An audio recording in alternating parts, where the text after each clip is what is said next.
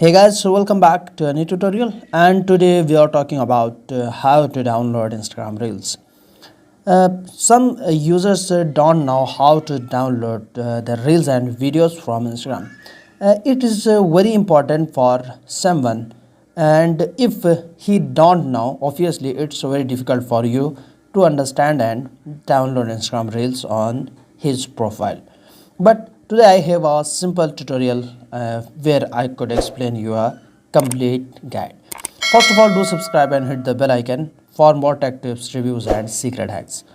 You need to open just your Instagram app. Alright, just open Instagram app, then you need to go your Reels section here. Okay, then what you need to do, this to select the reel which you want to download. For example, I go a little down and I want to download this reel, for example. So what I do, click on the arrow. Alright, then move the tools to right side from the bottom and choose the download.